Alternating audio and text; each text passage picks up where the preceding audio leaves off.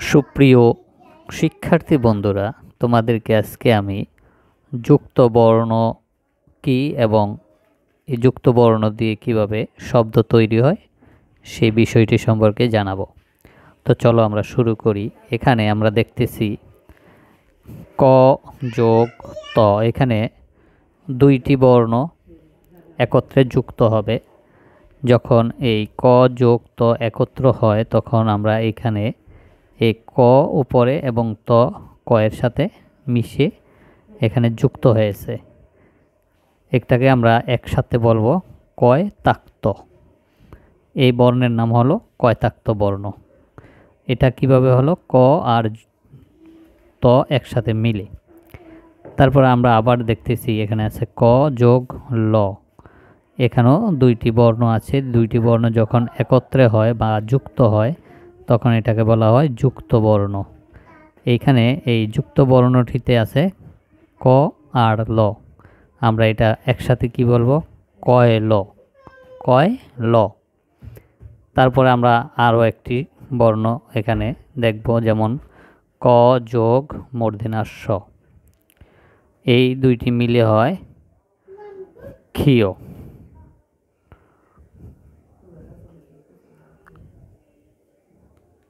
ক যোগ মূর্ধন্য ষ মিলে এই ক্ষীয়র মতো হয়।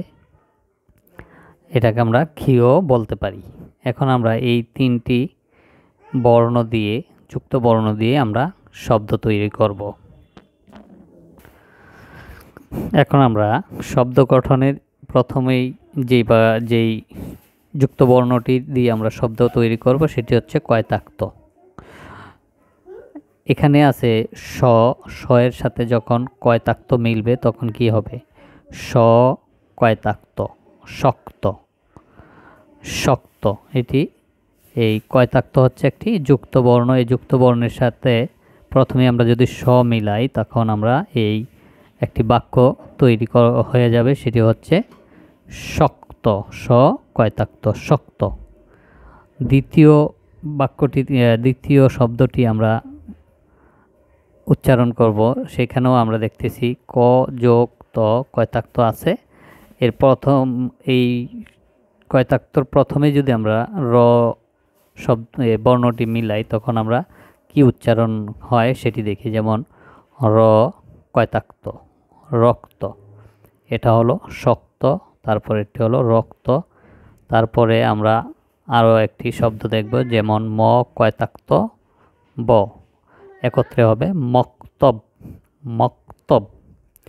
তারপরেরটি হচ্ছে বক্ত, ভ কয়তাক্ত, বক্ত। তারপরে ব জফালা কয়তাক্ত রস্বীকারে গত। এখানে আমরা এই শব্দটি পর্ব হচ্ছে ব্যক্তিগত। বয় জফালা কয়তাক্ত রস্বীকারে ব্যক্তিগত, গত, ব্যক্তিগত। বন্ধুরা, কয়তাক্ত বা যুক্ত বর্ণ দিয়ে কীভাবে শব্দ তৈরি করতে হয় আমরা শিখতেছি। তারপরে আমরা যেই যুক্ত বর্ণটি দেখব সেটি হলো কয়ল।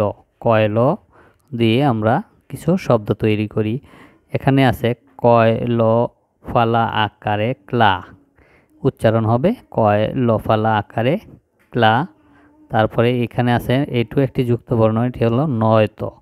নয়ত রস্বীকারে, নয়তো রস্বীকারে তি। এখানে একসাথে হবে ক্লান্তি। ক্লান্তি আমরা যখন লিখব এভাবে কয়ল ফালা আকার নয়তো রস্বীকারে তি, ক্লান্তি। তারপরের শব্দটি আমরা দেখি। এখানে আছে কয়ল আকারে ক্লা, কয়ল আকারে ক্লা। তারপরে হলো ব, ক্লাব। ক্লাব যখন লেখা হয় এভাবে কয়ল আকারে ক্লা ব, ক্লাব। তারপরেরটি হলো ক্লাস। ক্লাসও আমরা লিখতে গেলে কয়ল লাগবে, কয়ল আকারে ক্লা দন্ত্যাস্য, ক্লাস। তারপরে আমরা যখন ক আর স যখন মিলে হয়েছিল ওই ক্ষীয়র মতো, ক্ষীয়, এটাকে আমরা বলবো ক্ষীয়। এখন ক্ষীয় দিয়েও আমরা শব্দ গঠন করব, যেমন প ক্ষীয়, ক ক্ষীয়, কক্ষ। কক্ষ লিখতে এভাবে লিখতে হয়। তারপরেরটি হলো দ ক্ষীয়, দক্ষ। তারপরে হলো ব ক্ষীয়, বক্ষ। শয় রস্যিকারে শি, ক্ষিয় আকারে খা, ক্ষিয় আকারে খা হবে না, খা, এরকম বললে এইরকম একটি ধাক্কা দিয়ে এটা বলতে হবে, শিক্ষা। এখানে আছে শিক্ষক, শয় রস্যিকার শি, ক্ষিয় ক, শিক্ষক। তো বন্ধুরা, আমরা আজকে এই পর্যন্তই। পরবর্তীতেও আমরা এই বিষয় নিয়ে আরও আলোচনা করব। সে পর্যন্ত আল্লাহ হাফেজ।